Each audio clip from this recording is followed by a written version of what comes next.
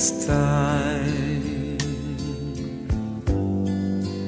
in his time, he makes all things beautiful in his time.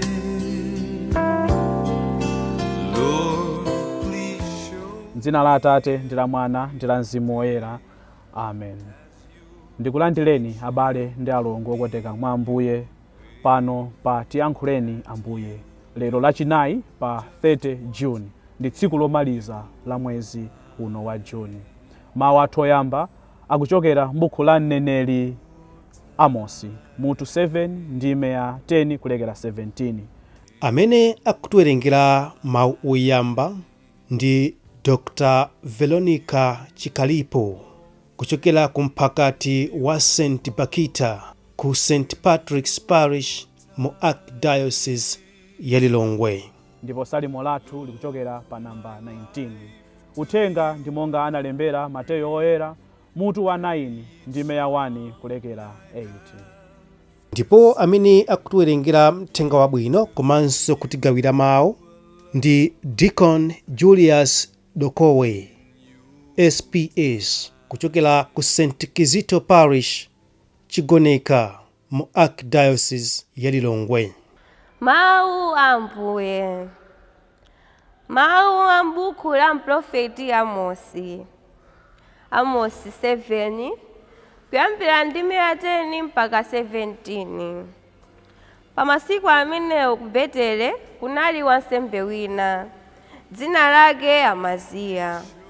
Iye adatumiza mthenga kwa Yeroboamu mfumu ya ku Israeli kuti Amosi akutsirani chiwembu pakati pa anthu a ku Israeli. Anthu sangathe kuvomera zonse zimene iye akunenazo. Amosiyo akunena kuti Yeroboamu adzafa pa nkhondo ndipo Aisraeli adzatengedwa kunka ku ukapolo kutali ndi dziko lawo. Tsono Amaziya adauza Amosi kuti, "Mlosiwe, choka kuno, thawira ku dziko la Ayuda, uzikalosa kumeneko, ndipo anthu akumeneko azikakudyetsa. Koma usakalosenso ku Betele, poti kumeneko ndi malo opatulika a mfumu, ndiponso ndi nyumba ya Mulungu ya m'dziko lino." Amosi adayankha Amaziya kuti, "Ine sindine mneneri konse, kapena wamgulu la aneneri. Inetu ndine oweta nkhosa, ndiponso olima nkhuyu. Chauta adachita kukanditenga, kundileketsa ntchito yoweta nkhosa, nandiwuza kuti, 'Pita ukalalikire anthu anga Israeli.' Chifukwa chake tsono imva mawu amene Chauta akunena. Iweyo ukundiwuza kuti ndisalose zosusa Israeli, ndisalalike zosusa banja la Isaki. Tsono zimene akunena Chauta ndizi: mkazi wako adzasanduka wadama mzindamu, ndipo ana ako amuna ndi akazi adzaphedwa pa nkhondo. Dziko lako adzaligawagawa kugawira anthu ena. Iweyo ukafera ku dziko la chikunja, ndipo Aisraeli adzatengedwa kunka ku ukapolo kutali ndi dziko lawo." Mawu a Ambuye. Ambuye akhale nanu, akhalenso ndi mzimu wanu. Mawu a mu mthenga woyera monga adalembera Mateyo. Ulemu kwa inu Ambuye. Pa nthawi yomweyo Yesu adalowa mchombo nawoloka nyanja nkukafika ku mzinda wa kwawo. Kumeneko anthu ena adabwera kwa iye ndi munthu wa ziwalo zakufa ali chigonere pa machira.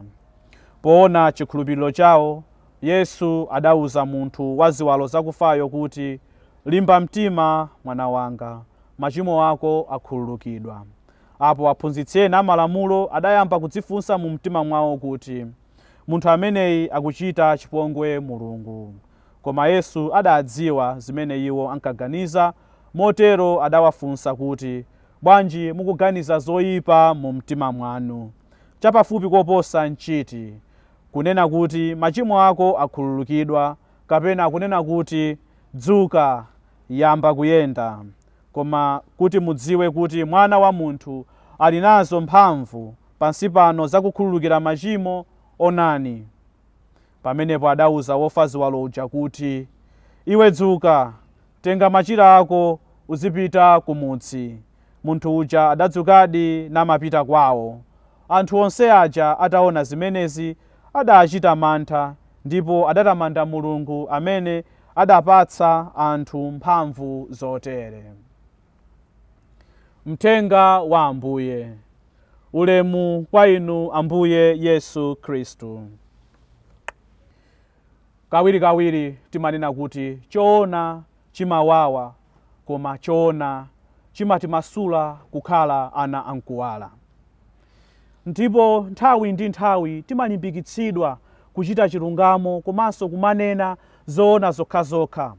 Munthu wa makhalidwe onama amafunika akhale ndi ubongo wabwino kuti azitha kukumbukira bodza limene wanenalo, kuopa kudzitsutsa iye mwini, makamaka kafunanso kuti abwereze kapena anene zimene zinachitika. Bodza limamupangitsa munthu kukhala wojijilika komanso otanganidwa, makamaka poyesetsa kuti alisunge bwino bodzalo, ndipo amasowa mtendere kawirikawiri, makamaka akamayesetsa kuti aliphimbe bodza.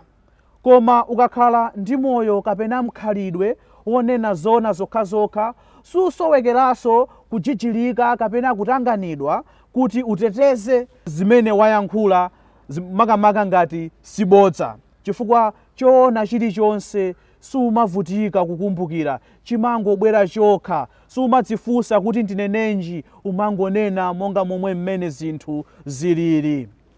Choona chimakhala chachutchutchu osati chozembazemba kapena zomazembazemba kapena kuwiringula. Ku Israeli mu nthawi ya ulamuliro wa Yeroboamu, mkhalidwe wopembedza mafano unafala ponseponse, ndipo mzinda wa Betere unakhazikitsidwa ngati malo opembedzerako. Anthu sankapitanso ku Yerusalemu mmene ankachitira kale ukapembedza Mulungu kapena ukapereka nsembe zopsereza. Iwo ankangopanga zonsezo ku Betere. Khalidwe limeneli lopembedza mafano sinamusangalatse ndi Mulungu, ndipo sanakondwere ayi ndi ana a Israeli. Kotero kuti anatuma aneneri ake, mmodzi mwa iwo ndi Amosi, amene anapita kukadzudzula anthu a ku Israeli pamodzi ndi mfumu yawo za makhalidwe oyipa, makamaka pa zimene iwo adachita zopembedza mafano. Ndipo Amosi adachita monga momwe Mulungu adafunira kuti uthenga umupeze mfumu Yeroboamu pamodzi ndi anthu ake.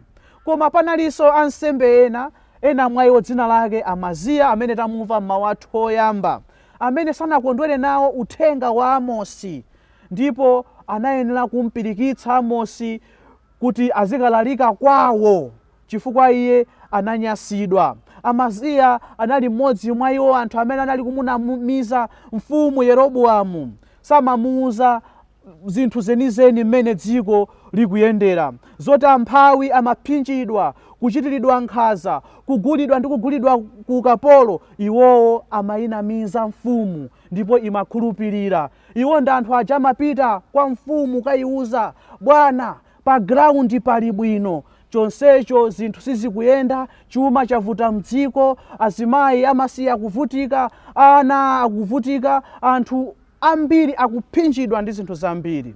Ndipo akapezeka anthu olankhula ndeja kumatchulana timayina tazinyama kuti awa musamvere. Zimenezi nchimodzimodzi mu nthawi ya mneneri Amosi zimachitika. Kwathu kuno ku Malawi sikoyamba kumaziona zinthu zoterezi. Tsono Amosi atawauza zoona anthu aku Israeli, Amaziya zidamunyasa, adapita kukamuneneza kwa mfumu kuti amupirikitse kuti apite kwawo, chifukwa ku Israeli sikudali kwawo, amafunika abwerere ku Yuda. Koma zimenezi ndi zinali zinthu zosafunika kwambiri. Akhristu okondeka, kodi timachilandira bwanji choona makamaka chikasupula mabala athu amakhalidwe onyasa? Timawaona bwanji anzathu amene kawirikawiri amayesetsa kutilangiza, kutiphunzitsa, kutikumbutsa za makhalidwe oyipa amene tikupanga ndipo amatipempha kuti tisinthe? Chomwe mukuyenera kudziwa nchakuti simukuyenera kuopa kuyima pa choona, ndipo musafowoke kuchita zabwino nthawi zonse, pakuti kuopa chauta ndiye chinthu changwiro chimakhala mpaka muyaya. Chiweruzo cha chauta nchoona, ncholungama nthawi zonse.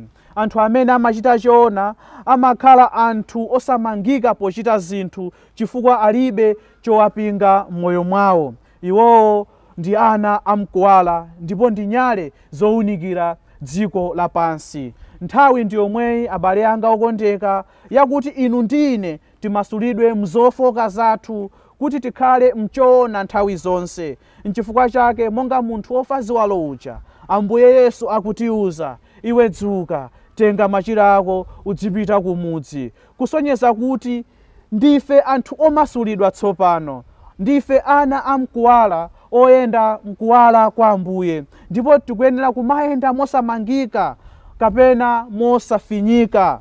Tiyeni tiwalandire mofatsa mawu a Mulungu amene abzalidwa m'mitima yathu, pakuti ndiwo angathe kutipulumutsa. M'dzina la Atate ndi la Mwana ndi la Mzimu Woyera. Amen.